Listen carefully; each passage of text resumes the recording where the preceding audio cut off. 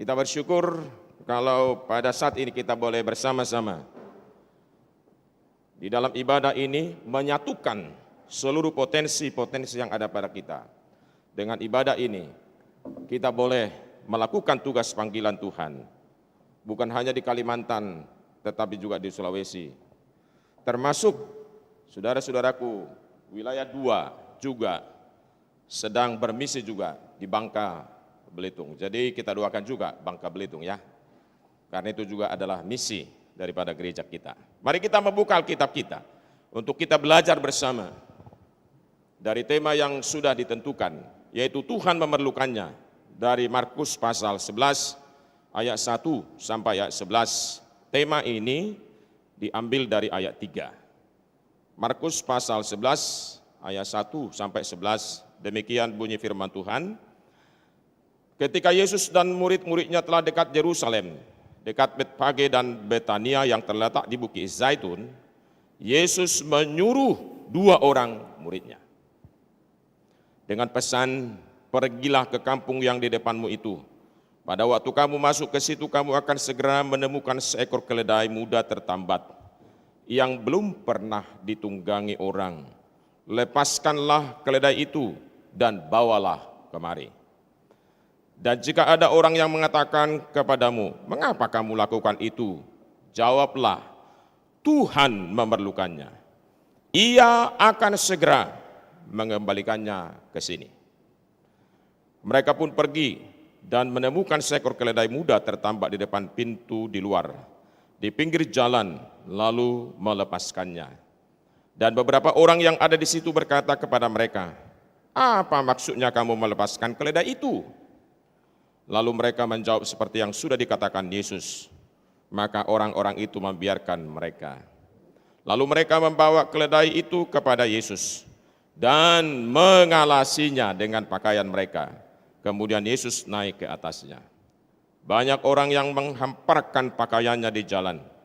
Ada pula yang menyebarkan ranting-ranting hijau yang mereka ambil dari ladang. Orang-orang yang berjalan di depan dan mereka yang mengikuti dari belakang berseru, Hosana, diberkatilah dia yang datang dalam nama Tuhan. Diberkatilah kerajaan yang datang, kerajaan Bapa kita Daud. Hosana di tempat yang maha tinggi. Sesampainya di Yerusalem, ia masuk ke Bait Allah. Di sana ia meninjau semuanya.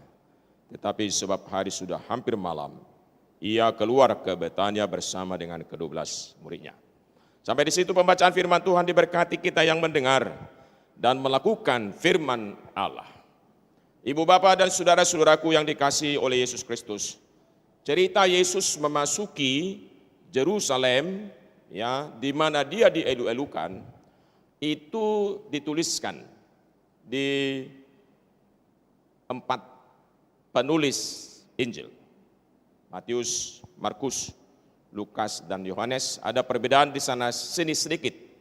Ya, contohnya kalau Lukas berkata bahwa pemilik keledai itulah yang bertanya mengapa kamu ambil itu. Tapi di dalam Markus itu tidak disebutkan siapa sesungguhnya pemilik keledai itu. Nah, dengan masuknya Yesus ke Yerusalem, maka mulailah dia masuk ke awal daripada masa-masa penderitaannya untuk mewujudkan misi Allah, yaitu penyelamatan umat manusia yang dimulai dari Yerusalem, kemudian nanti di penganiayaan dan mati di kayu salib, kemudian dia bangkit kembali.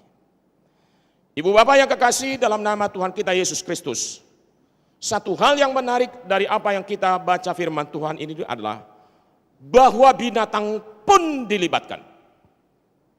Ingat baik-baik. Binatang pun dilibatkan dalam mewujudkan misi Allah, yaitu keledai. Saudara-saudaraku yang kekasih, kita akan melihat dari firman Tuhan ini bagaimana semua orang, setiap orang yang terlibat dalam pembacaan ini, termasuk binatang tadi, dalam sinergitas, dalam kebersamaan untuk mendukung bagaimana supaya Kristus Yesus betul-betul diperkenalkan dan diwartakan sebagai Mesias. Mari kita, saudaraku, tadi saya sudah katakan keledai. Saudaraku, yang kedua kita lihat, yaitu bagaimana dua murid taat pada perintah Yesus. Ini dua murid ya, dua murid. Saudaraku, dalam firman Tuhan ayat 1-3 dikatakan tadi, Yesus sebelum masuk ke Yerusalem, dia menyuruh dua orang murid pergi ke Betfage dan Betania untuk mengambil keledai muda yang sedang tertambat. Dua murid itu taat. Garis bawahi ini, taat ini. Dua murid itu taat. Saya berpikir bahwa memang kedua murid ini pasti ada keraguan-raguan. Ada mungkin ketakutan di dalam diri mereka. Ya, karena nanti mereka akan disebut sebagai apa? Maling. Ya, mereka bisa disebut sebagai perampok. Ya, perampok bank ya masih lebih gede ya. Tapi kalau perampok keledai kan itu kan agak aneh itu. Ya, kalau maling keledai itu ya gimana ya? Ya, nah, ada kekhawatiran, ada kecemasan. Makanya dikatakan oleh Yesus kepada mereka untuk menguatkan mereka. Yang berkata untuk apa itu, jawablah, Tuhan memerlukannya. Perkataan itu adalah karena saya berpikir ada keraguan-raguan, ada sedikit kekhawatiran. Kami akan dikatakan apa nanti? Kalau kami ambil itu, keledai itu, kami mungkin akan dikatakan perampok, maling, lalu kami akan digebukin. Atau kami akan berurusan dengan hukum. Dan itu akan mendatangkan ya penderitaan, kesakitan bagi kami. Tetapi ibu bapak yang kekasih, mereka tetap taat sepenuhnya. Mengapa? Karena mereka sekarang fokus kepada Kristus, kepada perintah Yesus, bukan kepada hal-hal nanti yang mungkin terjadi. Asumsi-asumsi mereka itu sekarang ditinggalkan. Kekhawatiran, kecemasan itu diabaikan dari hati mereka. Mereka percaya kepada Yesus. Sebelum pasal 11 ini, kita lihat bagaimana Yesus menyembuhkan Bartimeus. Dan itu disaksikan oleh para murid-murid itu. Sebelum teks ini. Itu juga menguatkan mereka. Percaya kepada perkataan Kristus. Dan karena percaya kepada perkataan Kristus itulah mereka taat sepenuhnya. Saudaraku yang kekasih, dalam nama Tuhan kita Yesus Kristus, oleh karena ketaatan kepada Kristus, kepada perintah Allah, mereka siap untuk mengambil segala resiko yang mungkin akan terjadi. Saudaraku, sebagai hamba Tuhan, sebagai orang-orang yang percaya kepada Kristus Yesus, ketika kita mengatakan aku pengikut Yesus, maka saudaraku harus betul-betul kita taat. Ya, taat itu saudaraku tidak boleh kita abaikan. Ketaatan kepada Tuhan. Ada memang rintangan, tantangan, penolakan ketika kita mewujudkan perintah Allah untuk menjangkau jiwa, memuridkan semua orang percaya kepada Yesus. Bukan gampang, tapi itu harus kita lakukan dengan taat, saudaraku. Sebagaimana Yesus taat kepada perintah Bapaknya untuk penyelamatan umat manusia, meskipun ada resiko yang harus dia tanggung, yaitu mati di kayu salib, ditolak, menderita. Tapi syukur karena ketaatan itulah saudaraku, maka kita diselamatkan. Kita boleh ada saat ini di sini hanya karena ketaatan Kristus. Yang kedua, saudaraku, dalam perjalanan sejarah gereja, dalam pemberitaan Injil, kita lihat bahwa untuk melakukan perintah Allah itu banyak sekali tantangan, penolakan, bahkan penganiayaan. Maunya gereja itu jangan berkembang, tapi ingat baik-baik. Dalam melakukan misi Allah, perintah Allah, semakin dibabat, semakin merambat. Semakin dibabat, saudaraku, semakin merambat. Coba pikirkan, ya, kita banyak ini orang Batak. Saya selalu terkenang dengan bagaimana Nommensen masuk ke tanah Batak. Untuk mengkristenkan, melepaskan orang Batak dari segala kegelapan, kebodohan, penyembahan berhala. Saudaraku, sebelum Nommensen masuk ke tanah Batak, sesungguhnya sudah ada penolakan dan penganiayaan, bahkan pembunuhan misionaris di tanah Batak. Tetapi saudara-saudaraku yang kekasih, itulah harga yang harus dibayar. Tapi Nommensen tetap datang ke tanah Batak. Dia tahu itu, saudaraku, misi yang mengutus Nommensen pada masa itu, lembaga misi, pasti tahu bahwa Batak itu adalah masyarakat barbar, kanibal. Tetapi saudaraku, mereka tidak mundur. Mereka mengutus dan Nommensen mau. Nommensen berkata, biarlah aku mati. Biarlah aku mati di tanah di mana Tuhan mengutus aku. Taat, saudaraku. Nommensen pernah diracun toh? Orang-orang Batak baca itu. Ya, baca itu. Saya terus, itulah yang terus terngiang-ngiang di hati saya. Bagaimana, saudaraku, orang-orang Batak itu diselamatkan meskipun harus dengan pengorbanan.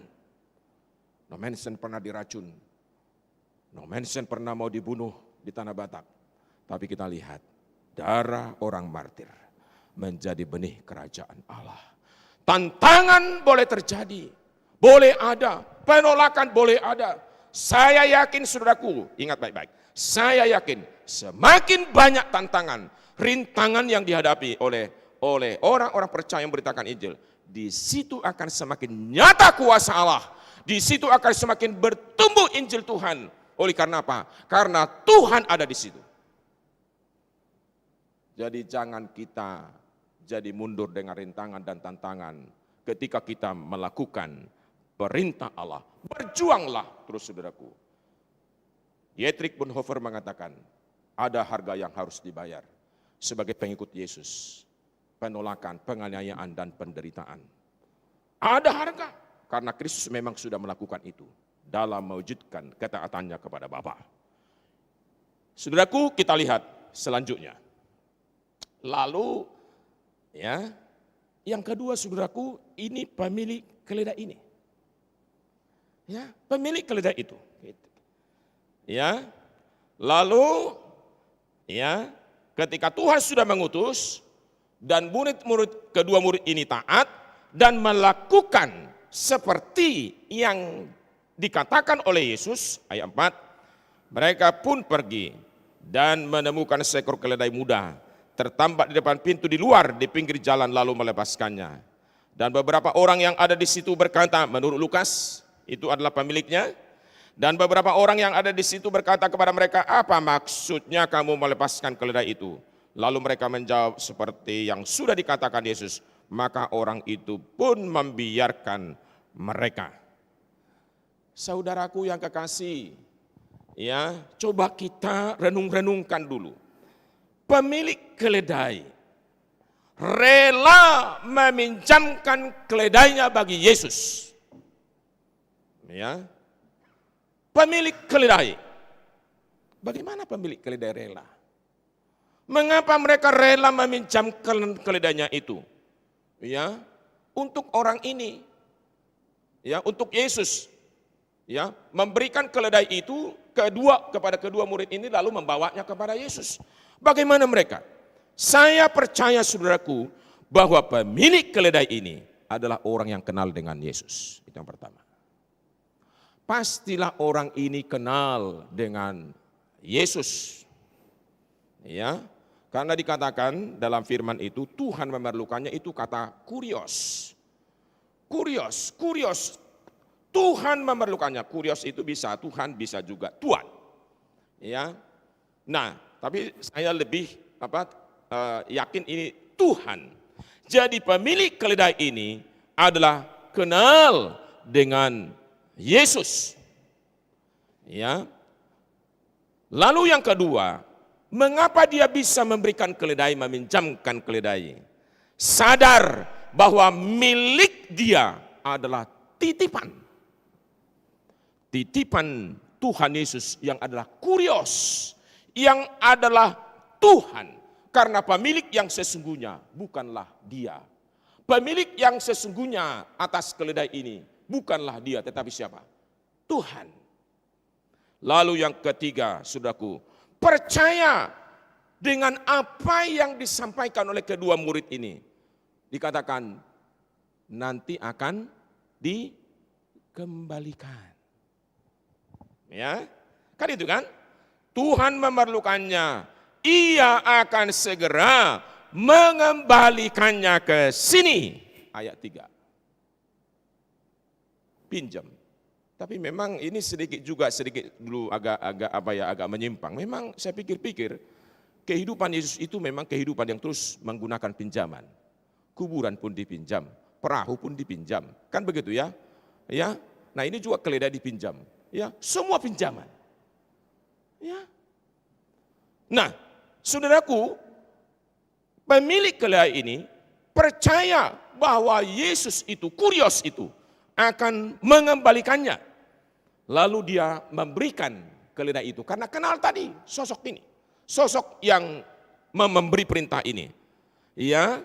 Nah, kemudian saudaraku, makanya karena kenal siapa itu Yesus, dia tahu apa itu milik siapa itu yang dititipkan kepada dia, dia percaya bahwa Yesus akan mengembalikannya, maka dia memberikan miliknya itu dengan bangga, saudaraku. Bangga dia memberikan keledai itu untuk digunakan oleh Yesus, saudaraku. Pada masa itu, saudaraku, memang ada orang berkata begini, keledai itu kan keledai bodoh, ya dungu. Tetapi jangan salah, saudaraku, pada masa raja dahulu, ya, apalagi raja yang betul-betul membawa damai dan hikmat, seorang raja akan menunggangi apa? Keledai, bukan kuda. Jadi saudara-saudaraku, pemilik keledai ini dengan bangga karena dia dilibatkan dalam pekerjaan Allah, dalam pekerjaan Yesus, dalam misi Yesus untuk masuk ke Yerusalem. Dia bangga memberikan miliknya. Saya pikir kalau misalnya dia diajak pada saat itu untuk ikut, jangan-jangan dia juga termasuk bagian dari orang yang nanti berseru Hosana, Hosana. Tapi satu hal, saudaraku, dia bangga dilibatkan oleh Allah, dilibatkan oleh Yesus untuk rencana yang mulia, penyelamatan umat manusia. Saudaraku, siapakah kita? Mari saudaraku kita pahami ini. Siapakah kita? Bukankah kita ini adalah milik Allah? Dalam 1 Petrus pasal 2 dikatakan, kamu adalah umat Allah. Ya, umat Allah. Kita ini adalah umat Allah. Sebagai umat Allah yang sudah ditebus dengan darah Kristus, sudahkah kita memberikan hidup kita bagi pekerjaan Tuhan? Untuk mewujudkan misi Allah, supaya seluruh bangsa mendengar Yesus Tuhan dan Juru Selamat. Supaya seluruh bangsa dimuridkan. Saudaraku, apakah kita sudah memberikan hidup kita? Memberikan talenta kita. Memberikan apa yang ada pada kita. Tuhan memerlukan kita. Tuhan memerlukan apa yang ada pada kita. Ingat saudaraku, apa yang kita punya ini adalah semua apa? Titipan. Pengetahuan itu titipan, talenta itu titipan. Bahkan talenta semua itu diberikan untuk kemuliaan Allah, amin. Apa saudaraku, kita datang dengan telanjang dan kita akan pulang juga dengan telanjang, kecuali nanti kalau orang kaya paling di San Diego kan. Semua tinggal saudaraku. Tapi apakah kita sudah betul-betul memberikan apa yang dititipkan Allah kepada kita untuk pekerjaan Allah, untuk pemberitaan Injil, saudaraku? Tuhan memerlukan saya, Tuhan memerlukan saudara yang sudah diselamatkan, Tuhan memerlukan apa yang ada pada saya, Tuhan memerlukan apa yang Tuhan titipkan kepadamu. Dan mari saudaraku, seperti pemilik keledai ini, marilah kita bangga, marilah kita bangga, marilah kita bangga kalau kita dilibatkan ikut dalam pekerjaan Tuhan. Jangan jadi apa? Ya, sebagai majelis, sebagai pelayan Tuhan, sebagai pendeta, mari kita bangga. Karena apa? Tuhan melibatkan kita untuk pekerjaan pelayanan, untuk pemberitaan Injil, memberitakan Yesus Tuhan dan Juru Selamat. Mari saudara-saudaraku, kita gunakan. Mari kita dengan rela untuk mendukung seluruh pekerjaan pelayanan Tuhan. Ya, seluruh pelayanan pekerjaan Tuhan. Misi kita ada di Kalimantan. Ya, misi kita ada di Kalimantan. Tahun lalu sudah dibeli di Palangkaraya. Ini mau di Balikpapan. Selanjutnya kita akan ke Banjarmasin. Tapi jangan kita lupa juga untuk mendukung misi kita yang ada di Bangka dan juga di Belitung, Sulawesi dan juga Papua. Saudara-saudaraku yang kekasih dalam nama Yesus, ingat baik-baik. Besok ada di Lembaga Alkitab Indonesia ada semacam diskusi, ya, diskusi ringan. Judulnya apa? Gereja yang tidak bermisi adalah gereja yang mati. Itu tadi juga yang di orasi tadi, ya, ketika John Wesley berkata, ya, saya tidak takut bahwa metodis itu tidak ada, tapi yang saya takutkan adalah ketika roh untuk bermisi itu, roh untuk penginjilan itu sudah padam. Kalau sudah padam itu, saudaraku, maka gereja metodis sudah mati. Ini tanggung jawab kita bersama, tanggung jawabmu sebagai hamba-hamba Tuhan, tanggung jawabku, tanggung jawabmu umat Tuhan. Mari kita bersama memberi. Mari kita pergunakan hidup kita ini, di mana kita ada, di situ kita menjadi alat di tangan Tuhan untuk mewartakan firman Allah. Saudaraku, semua yang ada pada kita titipan Tuhan. Titipan Tuhan. Dan kasih Tuhan, saudaraku, tidak bisa kita hitung. Karena itu jangan pernah kita hitung-hitungan dengan Tuhan. Ya, jangan pernah kita hitung-hitungan dengan Tuhan. Selagi masih ada sekarang kesempatan, ketika Tuhan berkata bahwa kita diperlukannya, mari kita berbuat, mari kita berbakti, memberi yang terbaik untuk kemuliaannya. Mari kita dukung misi kita. Saya percaya, saudaraku, kalau Gereja Metodis Indonesia terus taat pada firman Allah, terus melakukan apa yang menjadi ditugaskan oleh Allah kepada kita, saya percaya gereja ini akan semakin diberkati. Gereja ini akan semakin diberkati. Gereja Metodis akan semakin diberkati ketika kita taat pada Allah dan memberikan apa yang bisa kita lakukan.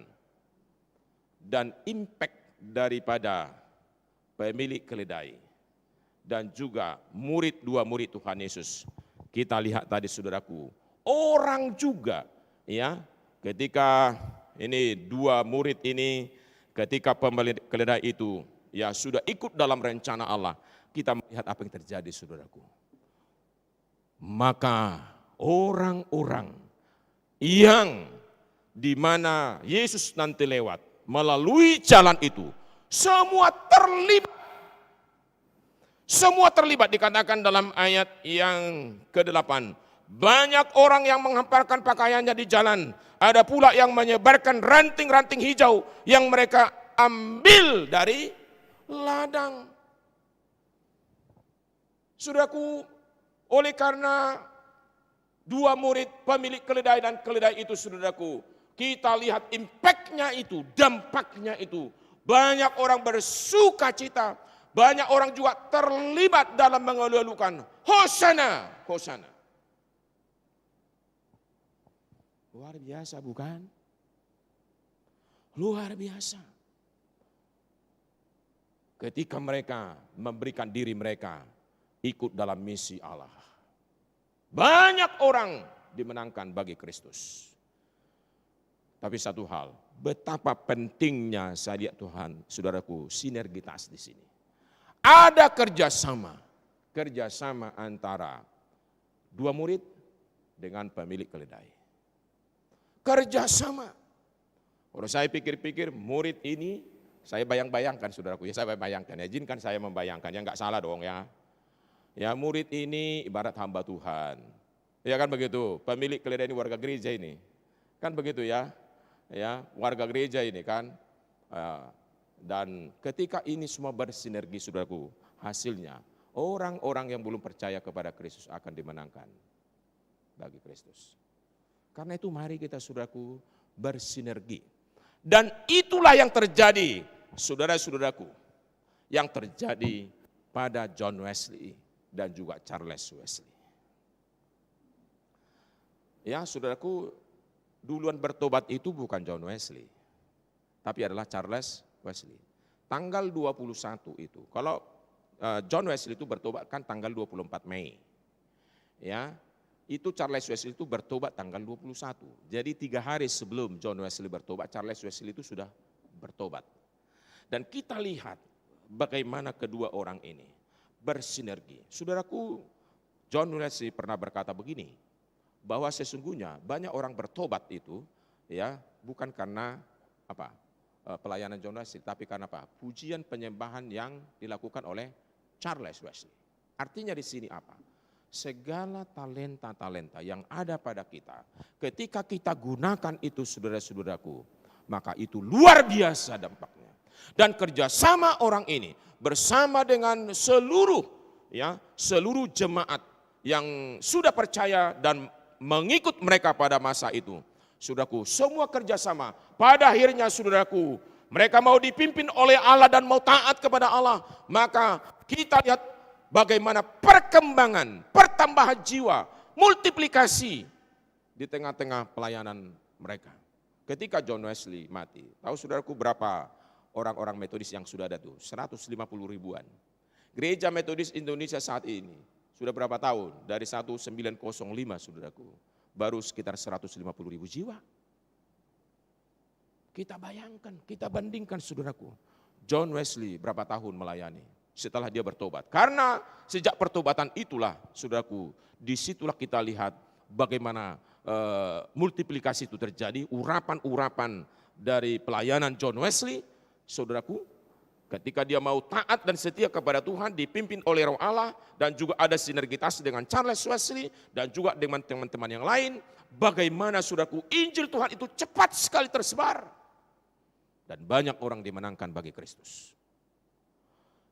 Bapak Ibu saudaraku yang kekasih, seluruh warga gereja Metodis Indonesia, mari Tuhan memerlukan kita, Tuhan memerlukan apa yang Tuhan titipkan kepada kita, mari kita dukung misi ini. Mari kita bersinergitas saudaraku, semua kita ya berbuat yang terbaik dari apa yang Tuhan karuniakan kepada kita. Saya percaya kalau itu saudaraku betul-betul terjadi, ya kesatuan kita, kerjasama kita, saya yakin saudaraku, misi kita di mana-mana akan berkembang. Tuhan memerlukan kita, karena itu mari kita baktikan hidup kita kepada Tuhan, karena kita ini adalah milik Allah. Selama masih ada kesempatan, engkau dilibatkan oleh Tuhan, engkau dipanggil oleh Tuhan untuk terlibat dalam misi Allah, lakukanlah yang terbaik. Tuhan akan memberkati gereja kita.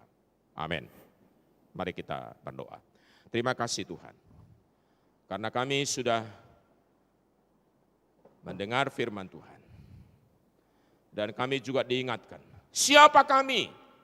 Kami ini adalah milik Allah karena kami sudah ditebus oleh Yesus Kristus. Kami umat Allah. Dan sebagai umat Allah, kami juga harus melakukan apa yang menjadi agenda Allah bagi kami. Kami memberitakan Yesus Tuhan dan Juru Selamat, supaya semakin banyak orang percaya kepada Engkau. Panggilan kepada kami masing-masing, panggilan kepada komunitas kami, tolonglah kami Tuhan, supaya kami semua bisa bekerja sama dalam sinergitas untuk melakukan misi Allah ini. Kami diingatkan oleh John Wesley, saya tidak takut sekte Metodis, tidak ada. Sekte ini bisa tetap ada, tetapi yang aku takutkan adalah ketika roh penginjilan itu sudah padam. Karena itu ya Roh Allah, Roh Kudus, ingatkan kami bahwa sesungguhnya hakikat kami dan keberadaan kami di bumi ini adalah untuk memberitakan Injil Tuhan, memberitakan Yesus Tuhan dan Juru Selamat. Itulah yang membuktikan bahwa kami masih hidup. Sadarkan kami semua, hamba-hamba Tuhan, dan juga seluruh warga jemaat, bahkan seluruh gereja Tuhan, kami berkolaborasi dalam melakukan tugas panggilan ini. Apa yang ada pada kami, itu adalah titipan. Dan Allah punya hak untuk apa yang ada pada kami. Dan tentunya juga Tuhan tidak akan pernah berhutang dengan kami. Tuhan akan mengembalikannya. Karena itu tolong kami Tuhan, supaya seperti kami pemilik keledai itu, dengan bangga terlibat dalam melakukan misi Allah, tanamkan itu dalam diri kami masing-masing. Bangga karena kami dilibatkan dalam bisnis kerajaan Allah. Dan Engkau tidak akan mengecewakan kami. Bapa di surga, tidiklah hati kami masing-masing. Tidiklah hati kami yang mendengar firman Tuhan ini. Siapa dan bagaimana, apa sikap hidup kami kepada Tuhan, kepada pekerjaan Tuhan, kepada misi Tuhan. Apa kami belajar taat dan memberi yang terbaik, mempersembahkan diri kami menjadi alat di tangan Tuhan sebagai milik Allah. Selidiki kami dan pertobatkanlah kami Tuhan dari waktu ke waktu, sehingga seluruh kehidupan kami ini semakin berarti dan bermakna dalam pekerjaan Tuhan, dalam pelayanan Tuhan, dalam melakukan misi-Mu. Taruhlah belas kasih dalam diri kami kepada mereka-mereka yang belum percaya kepada Yesus. Tolonglah kami untuk bisa membuka mulut kami, menceritakan pengalaman-pengalaman kami, karya Allah dalam kehidupan kami, karya Kristus, supaya mereka juga percaya kepada Engkau. Bantulah kami juga untuk mendukung misi gereja Tuhan. Terima kasih Bapa di surga. Inilah doa kami di dalam Kristus Yesus. Amin.